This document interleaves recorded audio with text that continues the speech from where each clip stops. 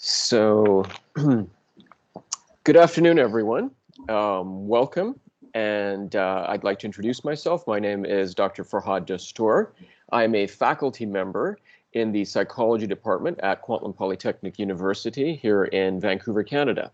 I'm also the founder and principal investigator of KPU's Virtual Reality Lab. Before we begin, I'd like to acknowledge that the 5 campuses of KPU are located on the unceded and traditional territories of the Kwantlen, Musqueam, Katsi, Semi-Amu, Tsawwassen, Kekwat, and Kwantlen peoples. The name Kwantlen means tireless runner.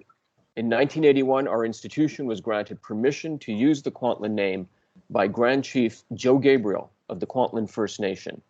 Today, we speak the name with pride, and we are committed to building relationships with all First Peoples based on honor and respect.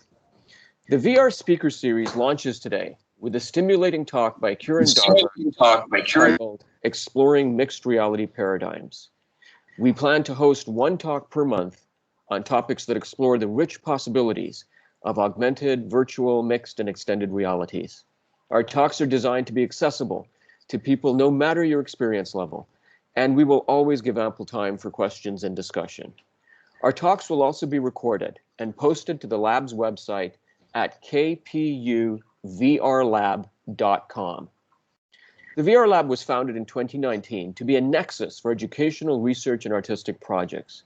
Supported by a Creative Capital Fund grant, we have a dedicated space at our Richmond campus equipped with VR headsets, sensors, cameras, and computers.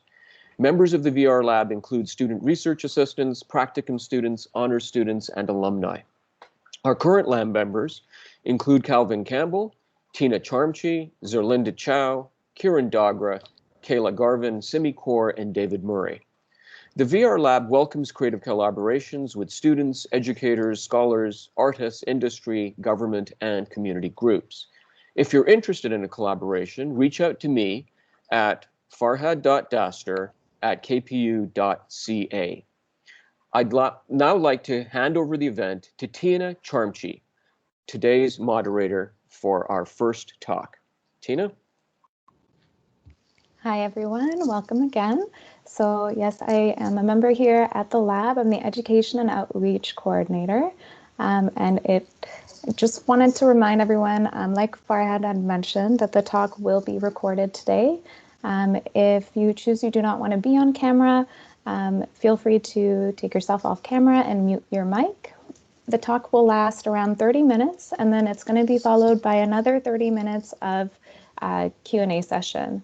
During that time, if you want to ask any questions, we will keep all of the questions anonymous. And you can actually go ahead and post all of your questions in the conversation in the chat box, and I will read all the questions out anonymously. If you do choose, you do want to go on camera and use your mic to ask a question, you can just raise your hand, and that's that little icon at the top of the screen where it's a smiley face and a hand, at which point I will call on your name and you can go ahead and go on your camera and mic and ask Kiran a question yourself. And it is with pleasure to introduce Kiran. Kiran graduated from KPU in 2020 with a Bachelor of Arts with an honors in psychology and a minor in counseling. Her honors thesis investigated the viability of the misinformation effect, memory alterations following exposure to post-event information across a slideshow, 2-dimensional video, and 360-degree virtual reality. She was a recipient of the 2020 Canadian Psychological Association of Academic Excellence Award for her thesis. Her main research interests include the development and persistence of false memories and virtual reality. So that is a little bit about Kiran, so I'm going to go ahead and pass it off to you. Well, thank you, Tina. I'm very glad to be presenting today and kicking off the speaker series, and thank everyone for coming today. So today I'll be discussing on exploring mixed reality paradigms, specifically with regards to augmented reality and virtual reality. So I've gotten a lot of questions with the work that I've been doing in VR, as well as, what is the difference between augmented reality and virtual reality? How do I know which headset is the best for my project? and what are the pros and cons of each technology. And so this presentation will go through these three basic questions. Yeah, so before I do, I'm just going to play a short video on a brief overview on these differences.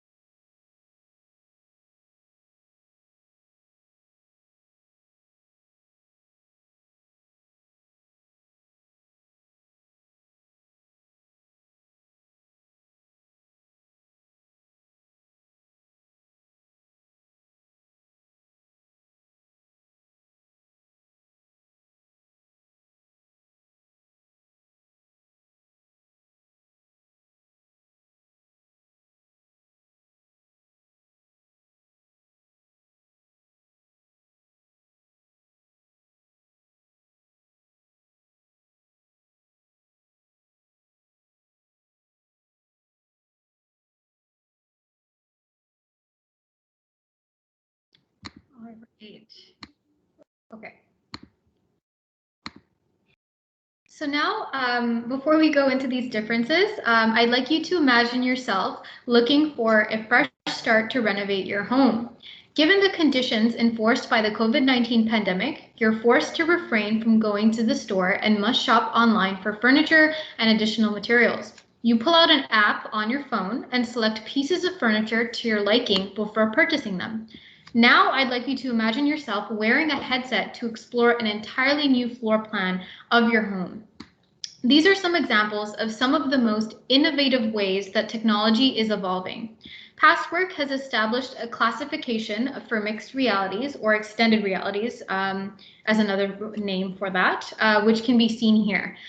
This presentation will focus on AR and VR on this mixed reality continuum. So first we'll go over augmented reality. And the most basic definition of augmented reality is that it's defined as a technology that allows the superimposition of virtual information upon the real world. So what that basically means, in other words, is that objects are still layered on top of each other with the original object still present. So for example, you add a text or an image to what the user sees. So there are some characteristics that qualify these features to be augmented reality, and that includes that at least one virtual object is added to a real environment, that virtual objects are interacting with an environment in real time, and that virtual objects must be presented in a three-dimensional environment. So some everyday examples that you might see are Pokemon Go, IKEA Place, and Snapchat. These apps are easily accessible on a tablet or a smartphone, and I believe most of these are free apps that we see almost every day. So for those of you who might have played Pokemon Go, this is a form of augmented reality where you have that additional layer of your player or features from the game that are interacting with your surroundings through your phone.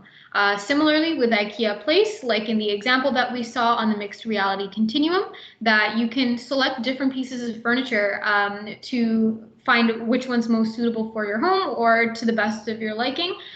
There are other apps like the IKEA Place, such as the Wayfair app, that also do similar things. And the Snapchat app, I'm sure we're all very familiar with this, where if you open your mouth or you raise your eyebrows, There's an additional layer that appears where if you have a dog filter or other filters that do appear on your face.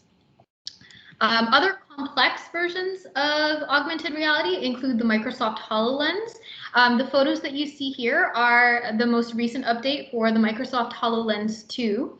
And this is actually it's called a mixed reality headset. And what it does is it projects 3D holograms onto the lenses. So what the person does when they're using it is that the user can move around objects, they can manipulate them, and they can experience it as if they were actually present. So for example, with its versatility, you could take a video call while walking around an office, you could study anatomy using 3D objects, you can play games, and you can basically do any 2D task that you would normally do in Windows.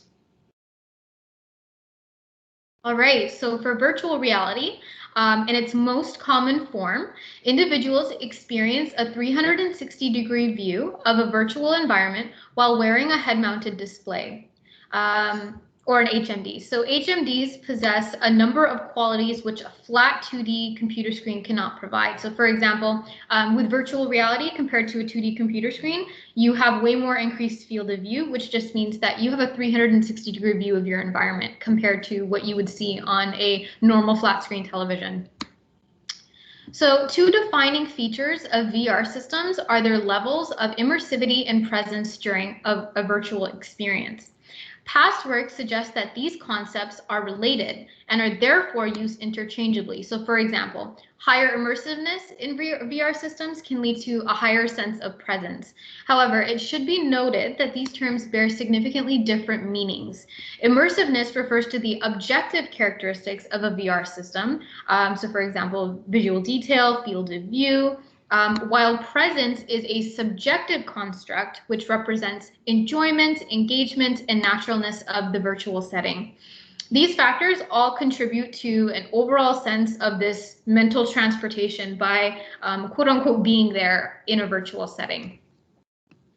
So there are plenty of headsets out there in the market right now, from low end all the way to high end headsets. These are some examples of lower end headsets that you might see on the market: the Google Cardboard, the Pocket 360, and the Hamido V2. So these are cheaper versions ranging from, I believe, $9 to maybe $50. And so the idea of these is that it's an economical way for users to explore immersive experiences using their smartphone. Really, the only thing that you need is these headsets or whatever viewer you have. And then you have a smartphone and the app that's playing from the smartphone. And the viewer itself has high quality lenses that are generally made of durable material. So this is an example of what we might see in a Google Cardboard or these kinds of headsets. Oh, let's try playing this again.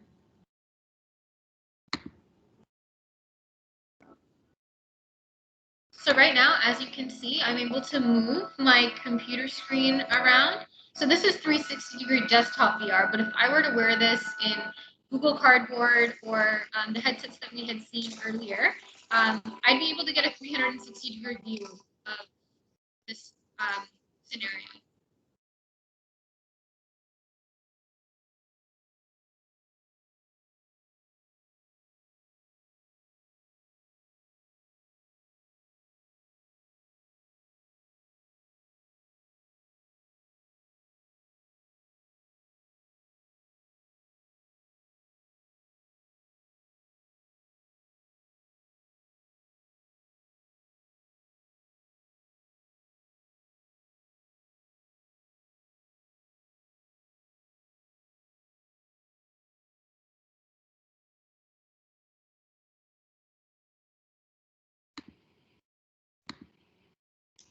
Right.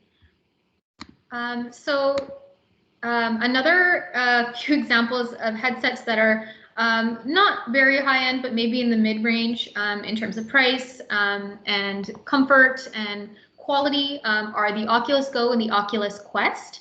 The Oculus Go and the Oculus Quest have remotes, generally with built-in sensors. Usually you can connect your phone or sync your phone to it, but these are the types of headsets that don't require any type of phone to be inserted into these.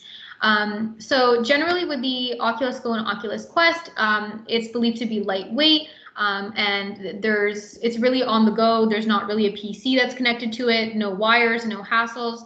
And it's generally an all-in-one, that, as they call it, an all-in-one VR headset that's pretty portable. You do need internet connection in order for some of the features to work, because there are built-in apps as well. And I believe these range between 100 to 300 or 500, depending on which ones or how many of these have been updated. Okay, so this is an example of what you might see in one of the Oculus headsets.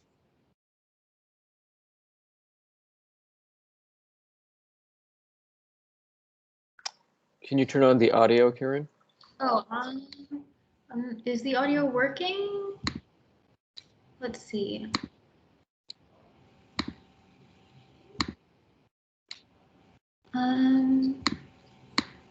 Is it working now? No. Okay, well, generally, I don't know why that's not working.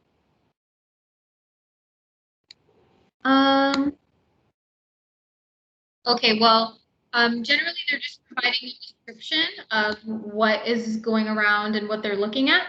But the idea here is that you have a stylus that you can see in your simulation, and you have a menu where you can navigate around. And so the idea of these simulations are that you can actually learn human anatomy, select the different body systems, and it'll give a description of it's really great if you're in the field of education and you're learning about these different body systems. So in the field of medicine, or if you're in med school, it's very helpful. Okay. Okay, so now for a more higher end version of a VR headset. It's very high resolution, expensive, more adjustable, and more components that come with this compared to the Oculus Go, the Oculus Quest, and the Google Cardboard headsets. So using two sensors in each corner of the room, the HTC Vive tracks and maps your movement around the room. And the headset is connected to a computer with a longer cord, and the controllers are wireless. So this computer generally has a higher processing power to run these simulations. Some of these simulations are created by software programmers, so they're artificial environments. But it does require a lot of power, and there are quite a few components to this. It still has two remotes, but you are connected to quite a few wires and sensors. And this one, I think, is close to, 700 or 800. Okay, so I hope this one works in terms of the volume, because I hope everyone can hear that.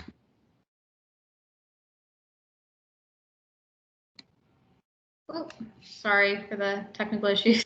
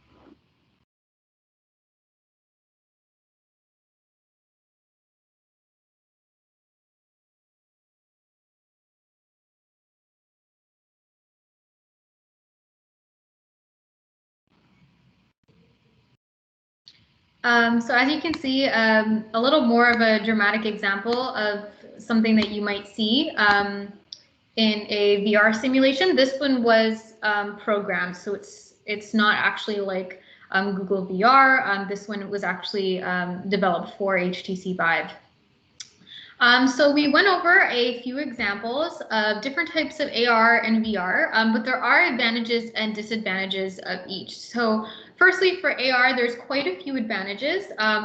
One in that it supports positive learning outcomes in an engaging manner. So as we saw with the AR apps and with other things like the IKEA app, or even some learning ones, there's other ones where you can learn human anatomy. And those are AR apps too, which you can look at on your phone. Compared to textbooks, it's a very different way of hands-on learning. So, for example, like the human body, if you were to go through different types of cells or molecules that are modeled in VR, students can study those in detail, go inside the actual molecule, walk around, become familiar with the parts, and read those descriptions. So, in other words, it's really a form of applied learning. And these simulations are generally much more engaging, and you can engage in them remotely. So for instance, with the COVID-19 pandemic, it can also be difficult to attend labs or to do group work. So, these kinds of scenarios or AR simulations can be helpful with allowing people to be more engaged when they're studying remotely, or in other situations as well. The equipment is smaller compared to traditional VR headsets. Aside from the HoloLens, the smartphone and tablets, those are all things that AR usually works with very well. So though that's another advantage. And it allows diverse populations to engage in scenarios in real time. And as we will discuss shortly, this is something that is generally a barrier in virtual reality. They're also cheaper. So if you access a pre-existing app on your phone, or if you have like a tablet, you can access those apps. Some of them you have to pay for. They're not that expensive, but they're pre-existing, and you don't have to necessarily pay for a VR headset to have an AR experience. So there are some disadvantages with AR, some of them being that, or one of them being that there's privacy and data breaching issues. So when we use AR or VR, we create and often share data about our behavior and our movements in these environments that could one day be used to basically take our virtual identities or avatars that we've created that represent our real world identities. So even though VR was introduced in gaming, it's now expanding to create social scenarios, and it creates spaces for people to actually interact with each other in VR. So there's work being done right now where you actually can attend a virtual campus, and you can hold group presentations and group meetings and interact with each other through there. And you do have an avatar that does represent yourself. So when we use these AR applications in the real world, we can expose vast amounts of data about ourselves. So apps like Snapchat and Instagram that has those face filters, they gather very intimate biometric data when we show them our faces, and they see our facial expressions, our speech, and even eye movement patterns that are uniquely identifiable to us. So this is also the case with things like Google Glass or our Microsoft Lens. But that being said, it's also important to just ensure that you choose a program that that's promising and that protects your privacy, and these issues don't arise. Some other disadvantages are that some simulations may have additional programming required, so through Unity. So as I mentioned earlier, there are some pre-existing programs, but for individuals who want to start their own projects, it can be more costly and more time-consuming if you need to create your own simulation. So that's again that may be another issue, but that may not be the case for everyone. Again, some simulations may require a smartphone and tablet, although most people do have smartphones and tablets, others don't, so that can be an additional barrier. And it can be engaging for apps like Pokemon Go, but it can also get to a point where it's addicting. So there have been stories where people have gotten so addicted that they've put themselves in danger, like if they're outside and they're in the middle of the road trying to catch a Pokemon. So something to be wary of. But again, not all of these disadvantages may apply if you're using a specific scenario. Okay, so for advantages and disadvantages of virtual reality, similar to AR, but a few different things. So again, it supports positive learning outcomes in an engaging manner, such as teaching, as we talked about with AR, as well as positive treatment outcomes. So in the field of research, VR has been used with chronic pain. It's been used with burn victims. It's been used for offender rehabilitation and reintegration. It's been used for specific phobias. For example, in my thesis, I used it for memory paradigm. So it can really be used in many contexts that are very similar to real life scenarios. And these simulations can allow people to, again, engage with real life scenarios remotely. And as we saw when we were talking about the definition in virtual reality, it does lead to higher levels of immersivity and presence. So those objective and subjective characteristics are way more prominent. So some disadvantages, again, may not be applicable for every scenario or for all headsets, but some people may experience negative effects such as cyber sickness. And cyber sickness occurs when you're wearing a VR headset and you may experience feelings of nausea, disorientation, headaches, and things like that. And although this does occur, there is a lot of variability in people experiencing this. Some people don't have these issues. Some people do have these issues. Sometimes it may depend on the simulation. So, for instance, if you're looking through the human body, that may not cause as much cyber sickness compared to going on a virtual roller coaster. So headsets with straps may be challenging for some individuals. So, for example, those who wear turbans, hijabs, glasses, and for those with pre-existing conditions like autism, claustrophobia, and other conditions as well. So as I mentioned earlier with AR, it's very diverse and inclusive. You can easily look at it on a smartphone, but I think it could be potentially that the headset may be constricting for some people. There are headsets that are out there that are made specifically for people who do have glasses. They do have spacers that you can stick inside headsets that allow room for people to wear glasses.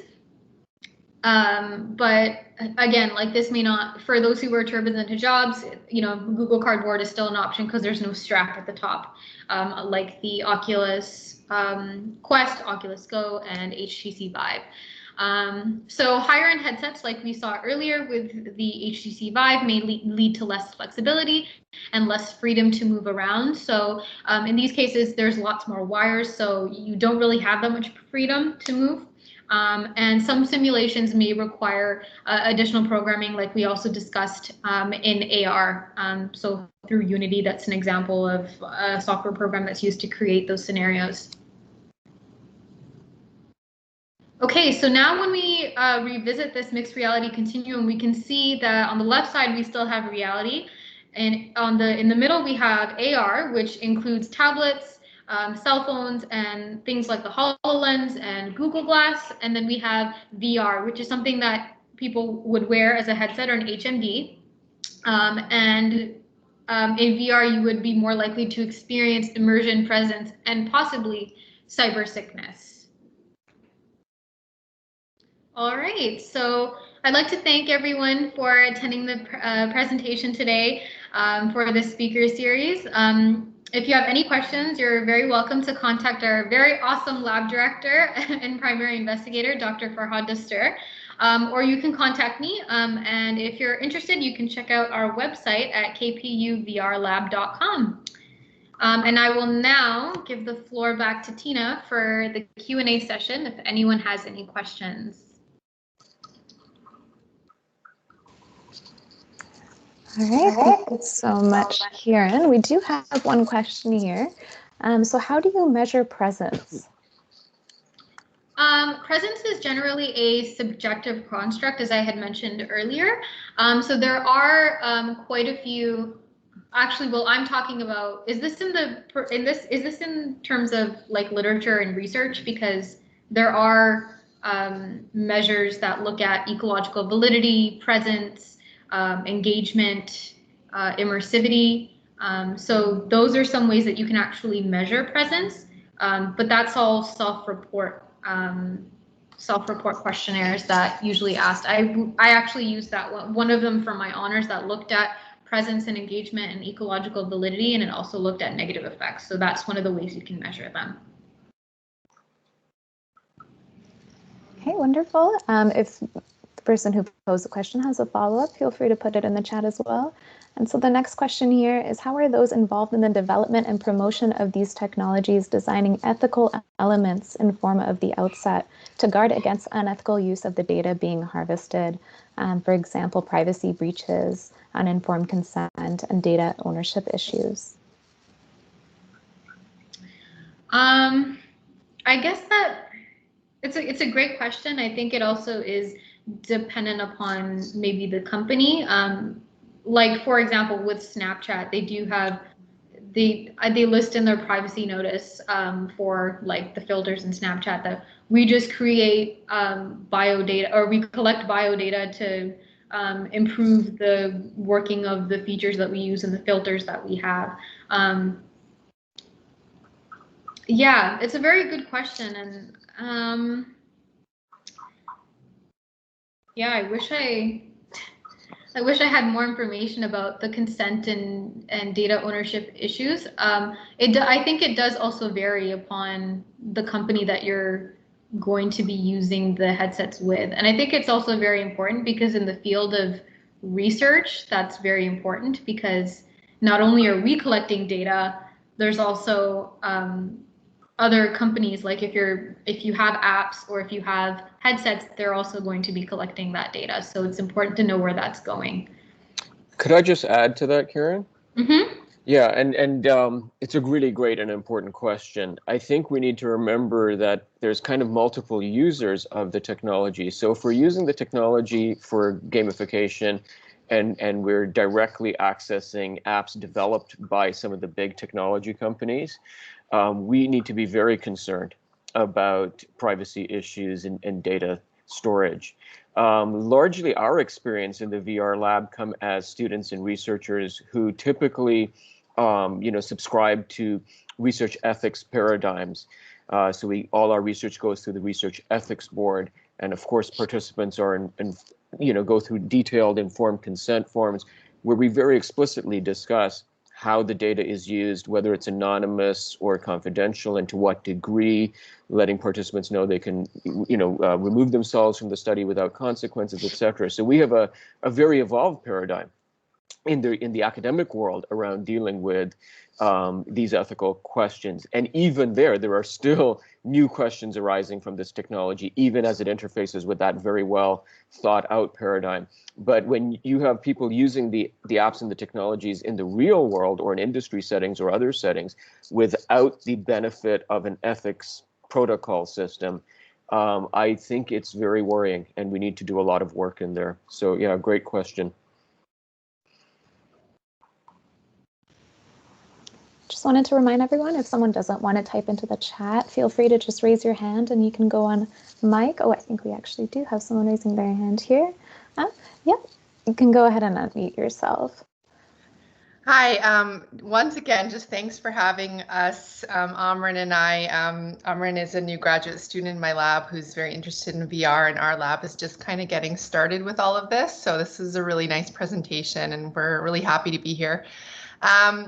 My question is about, I wanted to hear from your lab about whether you have any experiences looking at emotional events. I think I saw that there might have been a past presentation on this. So our lab is really interested in emotion and memory, and I just sort of want to hear if you have any experiences with that, if you've done anything with like Psychophys, looking at like skin conductance response or heart rate variability, like interfacing, Unity with the VR setup and collecting all the physio stuff. Kiran, I hope I've said your name correctly. I would love to hear about your memory research at some point. Yeah. Yeah, so yeah, that's my question and comment. Yeah, well, yeah, thank you. I love to talk about it.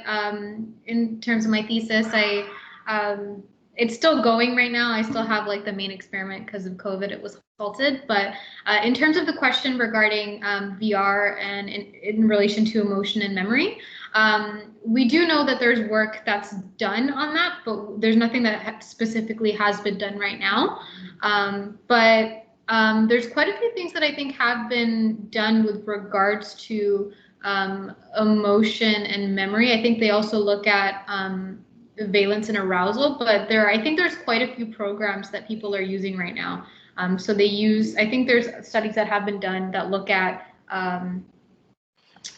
events that are kind of highly stressful compared to events like for example, like not specifically the tornado event that I had included in the presentation, but I remember doing a quick read on some articles that look at highly stressful events and non-highly stressful events, like tranquil events, and then they compare valence and arousal across each. But I haven't actually seen much on memory and the relationship between those things, so it would be a very novel research question.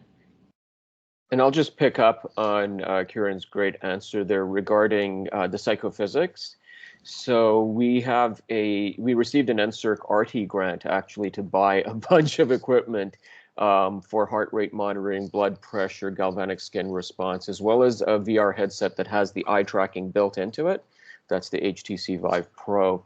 So we're in the process of buying the equipment now. So if that's something that you want to collaborate with us on, Daniela, we'd be very excited to do that. And the lab is not just for Kwantlen folks; it's for really any collaborator. So Omran can join the lab as a member, for example, or others that you think would be appropriate. Great, thank you. That was very helpful, both of your answers. We were hoping to do a study using VR and manipulating the experience, the threat that people experience when they're traversing through a world. And COVID happened, and so my master's student actually created a COVID-friendly version of her experiment where she, instead of having people come into the lab and go into a VR headset, which we were about to purchase before COVID, she put her Unity world online on Pavlovia. And it was a video of herself traversing in first person. So people were asked to imagine what it would be like to be this person moving around in this ambiguous space. And then we asked people to rate subjectively their how much threat they felt, fear, a whole bunch of emotions. And we correlated that with their memory performance. So we placed objects in the environment. We looked at if they could remember the temporal unfolding of events, so reconstructing the objects in order. And the data it's all preliminary, but we seem to be showing that there's a relationship, a positive relationship. So the more threatened or fearful people feel, the better their memory is in this sort of pseudo virtual reality space. But we want to bring it, when COVID's done, we want to bring it back into the lab, and I would love to work together. We also have a little bit of CFI money to purchase some equipment that could complement the equipment that you're buying. But we would love to look at that in the lab. Absolutely. Yeah, and I think the research in this area really requires a collaborative approach, because you have expertise with programming, you have expertise with experimental protocols, you've got expertise with the equipment or apps, so, and it all really is enhanced when it's integrated in that interdisciplinary way. Also just to answer a question you raised earlier, one of the inventories we use to measure presence, which Kiran talked about, and in fact, which she used in her honors, is called the ITC SOPI, the Sense of Presence Inventory. So that's available. There's not many out there, so that one has some data behind it.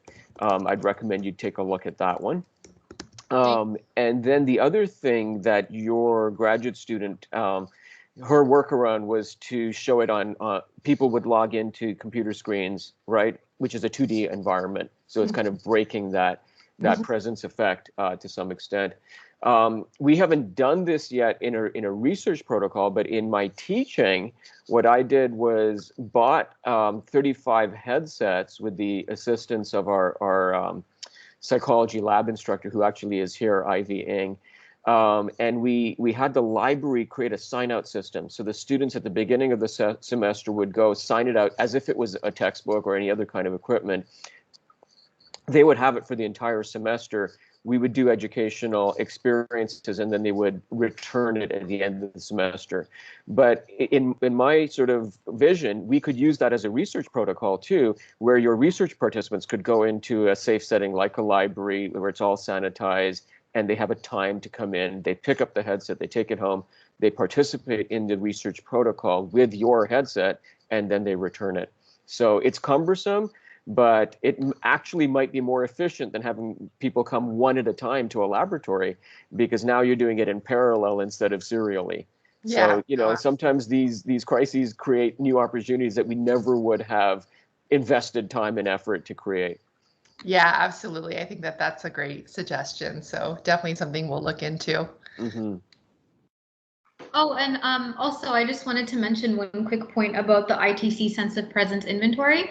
That one is not freely available, so you might want to contact the developers in order to gain access. They have some conditions about sharing data and those details, but they usually outline them in the email. It's usually, I think it's about a 6-month access that you have to the measure, and then you ask them again and they should grant it to you.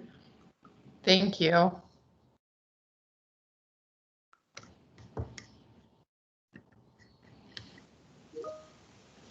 Great, just looking over the chat here. Do we have any more questions? Maybe give it a few more minutes.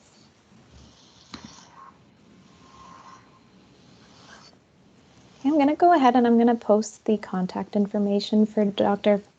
Farhad Daster and Kiran, and we've also got the lab website linked there, just in case anyone missed it the first time I posted it.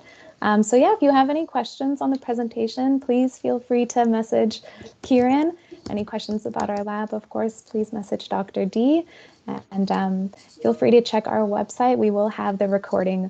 Oh yes, absolutely, please do. Thank you. I think we have time till 2:15, so ask lots of questions. Okay.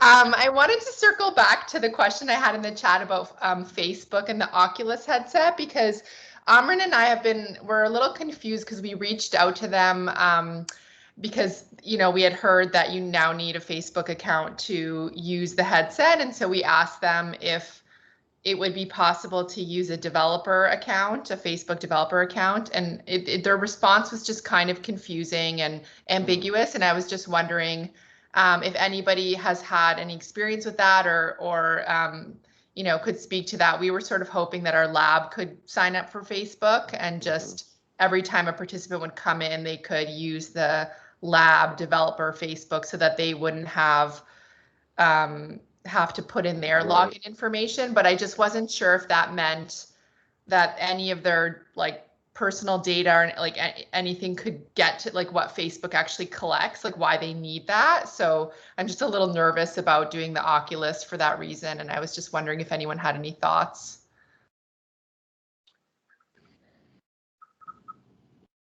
I'd be nervous too, and Facebook doesn't have a great track record in this area, so I'd be doubly nervous. It might depend who you speak to there also, right?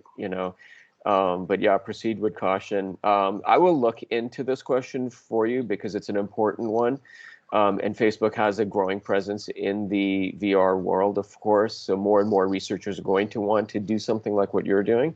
And it'd be interesting to know how they've worked around this issue.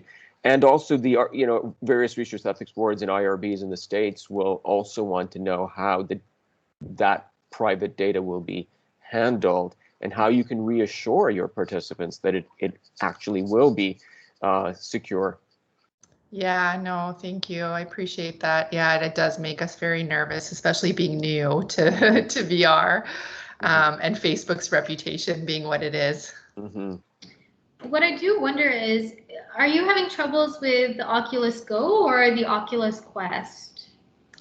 We haven't made the purchase yet, but when we were looking into it, now we're starting to get ready to do it again now that things are settling down a little bit with COVID. But we talked to a couple labs here who are doing some VR stuff, and they warned us about the Facebook thing, and then we contacted Facebook, and they I just didn't feel comfortable with their response, and so but we haven't made any purchases yet, and we're pretty flexible.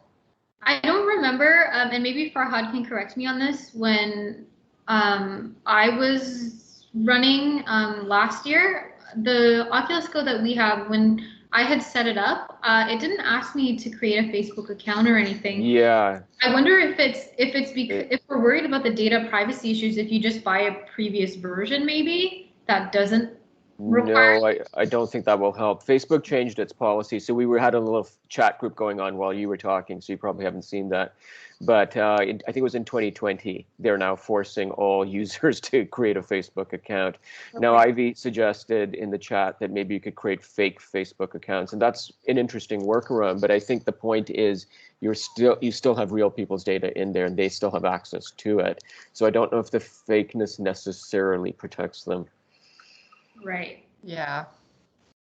You know, they could add fake information, but then your demographics get screwed up too, right? Yeah. Armin, did you have a comment? Yeah, thank you. I just wanted to add that basically it's a little weird because the response we got from them was essentially the message I sent was, you know, like nobody actually has a Facebook account. That's another interesting thing. I don't think Daniela has one. I don't have one. So when I was reading online, when you actually get the device, you need to log into a Facebook account to even start developing or doing anything with it. And their response to that was basically, okay, if you don't have one, you can use this developer mode account called a test user account. But the problem with that is that the privacy policies and stuff just carry over. So there's no actual difference between the two, which is why even though like the headset is really good, I've personally been kind of shying away from it and looking maybe at some of the HTC ones. But yeah. Yeah. Yeah. Yeah. Mm. Yeah, I think it also even depends on what the simulation looks like. So I imagine resolution is an important factor for any kind of research going on in your lab, Dr. Palumbo. You know, given that you want to make sure that people are actually getting a clear resolution of the environment. But yeah, that's a difficult one. Yeah. It's a good question to raise with the emerging media of British Columbia Community of Practice. I don't know if you guys have heard of that organization, EMBCCOP.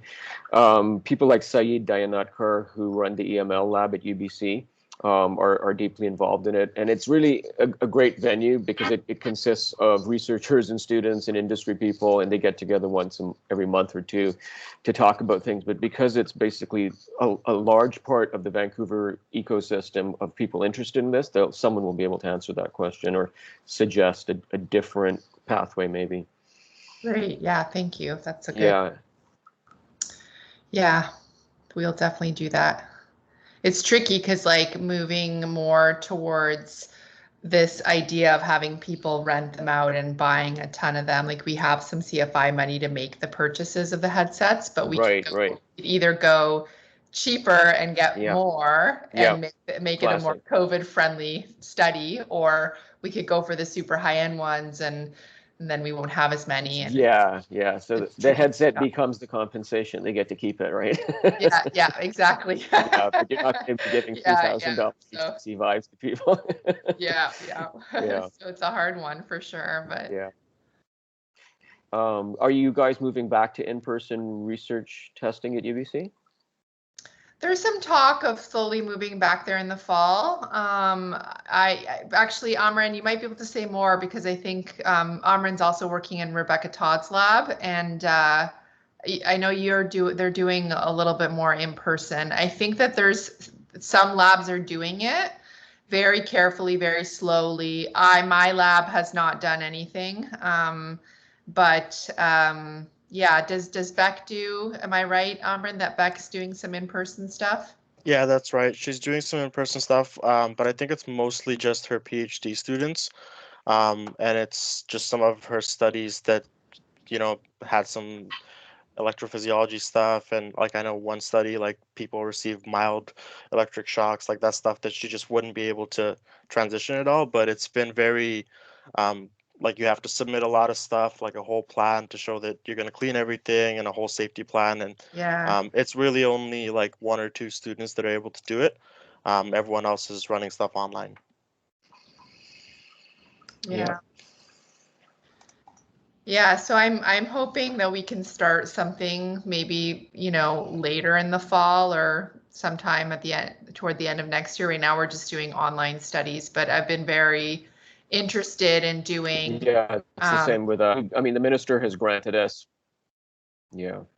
in-person teaching will begin again in the fall. We're still not sure what the protocols are around that. Yeah. But the with research, it's just so much more intimate. You have people wearing headsets and I know. meeting you in small spaces, and how do you wear a mask and have a headset on? And so there's just so many questions there. I know, it's so tricky, but I love, just for the like the immersiveness and the real lifeness of doing memory work, like especially creating emotional experiences. I feel like it's such an exciting thing to pursue and has clinical relevance. And I really want to move my lab in that direction. Like I've been doing memory work for a long time. And I started with autobiographical memory, like that's sort of my my passion. But then I moved towards lab stuff because you get all the laboratory control and there's lots of good stuff there. And now I feel like this brings me somewhere in the middle, where we can try to create autobiographical like experiences and bring in things that feel threatening. Or I have very little experience with VR, but when I have participated, I have been brought to, like, I've been scared and startled, and I feel like it's been very effective in that way. And so I would love to try to do some. And then we were hoping at some point we could bring it into the MRI scanner and try to hook everything up together, and big dreams. But the MRI scanner itself is the threatening stimulus. Yes, I know. I know, you don't want to push that too far, right? Right. But yeah, we that's the hope for one day. My lab, I'm a pretty new assistant professor, so this is my 3rd year, and I had just started when I was a year change in when COVID happened. I had just gotten my first grant and the CFI, and I was like, okay, we can start. We bought our BioPack system, and then like 2 days later, we got shut down. It's like collecting dust in my lab, and we're eager to. And CFI is like, spend your money. We had the same issue at NSERC, and we wanted to hold off on buying the equipment because in 1 year makes a difference. Yeah. The HMDs improve dramatically. Things become dated and old, and no one wants to use them. Yeah. So yeah, the timing issue is challenging, and we were able to get some extensions. They were reasonably flexible with this. Yeah, no, that's good. It seems like, my NSERC, they've been pretty flexible. The CFI it's less clear, but they've so far said it's okay. But yeah, for the same reason, I didn't want to buy anything because I'm like, now it's over a year later, and it would have just been sitting in the lab. So someone needs to create a leasing program or a rental program. Yeah, so exactly. You can always have the access to the latest and best. I know, that's right. Exactly. Yeah. So I'm excited for what the future holds. But baby steps for now. And Amran just started in my lab and is going to be doing some of this stuff for his master's. So awesome. Well, you're role modeling agility and flexibility, so that's a good thing too. Yeah. It's been less surprises at every turn, but this is really cool stuff. So do you all meet every month, or? Yeah, we meet. Actually, I'll let Kiran describe it. She's the lab manager. So we've just started our speaker series, and we do plan on meeting once a month at the very end of the month, usually on Tuesdays, because that's normally when we have our lab meetings. So we're hoping to have our next speaker series at the end of the month. And you guys are very welcome to attend that one as well. We're trying to gather a series of guest speakers from a wide range of fields. Because it's, our lab, the purpose of our lab is that it's interdisciplinary, and we welcome collaborations from not just KPU, but outside of campus as well. So. And in fact, our next collaborator is from UBC, Patrick Pennefather, who's worked in theater and sound and so on. Very creative guy. So you might know him. I just met him, and it's actually funny because what a small world. We just took on a graduate student. This is a collaboration with Claudia Krebs, who's also doing a bit of VR. She's using the HoloLens to do some anatomy educational stuff, and we just started collaborating. And Patrick is part of this larger collaboration to bring this student Lena. We just told her she got in and she got a scholarship. We were so excited, and she's going to be doing this amazing anatomy stuff using virtual reality. So he's part of that project. We've only met once over Zoom, but right. yeah, he's great. Awesome. Yeah.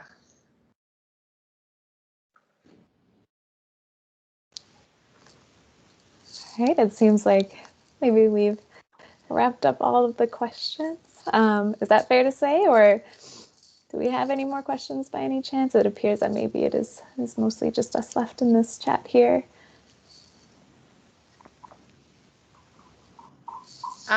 Kiran, can I ask you just like quickly about your memory stuff? Are you looking at long-term memory? What are you, can you give me a 2-minute? Yeah, so this is my elevator pitch of a very long study. So the purpose of my study was that I wanted to compare the misinformation effect across 3 stimulus modalities. So it was slideshow, 2D video, and virtual reality. And the reason why I wanted to do that was because in a lot of misinformation literature, the materials that are used are not that great. They're just very pallid materials, and they're not actually very representative of what misinformation looks like in real life. So I used a GoPro camera and I filmed my own scenario, and then I managed to edit it and put it onto YouTube.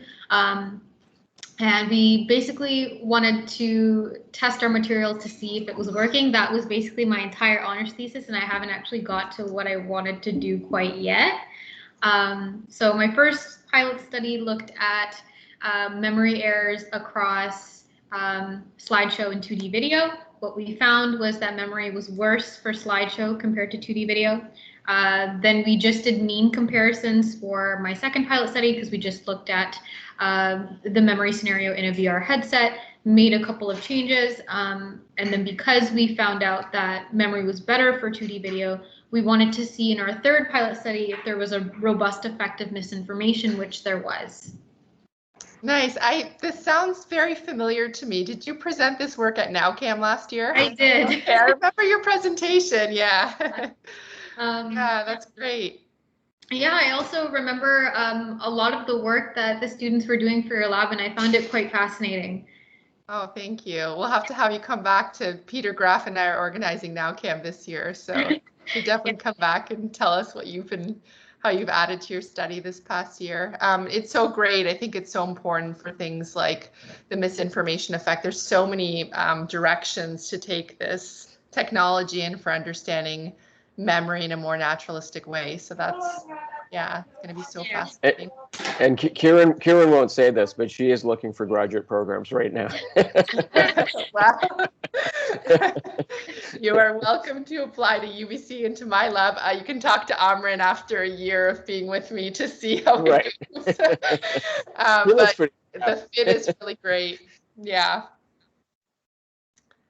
Yeah. Well, this was great. We're so excited to be here, and thank you again for being so open and welcoming.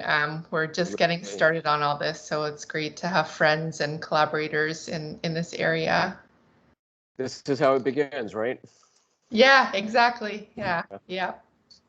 Low pressure conversations. Well, thank you, everyone. And Tina, you can wrap it up for us. Okay, sounds good. It was such a wonderful talk. Thank you, everyone, for attending. Again, we're open to all questions, so feel free to reach out to either of those on the list. Yeah, and hope to see you all next month for our next speaker series. It'd be great to see everyone again. Bye-bye, everyone. Bye, everyone. Nice meeting you. Okay, take care.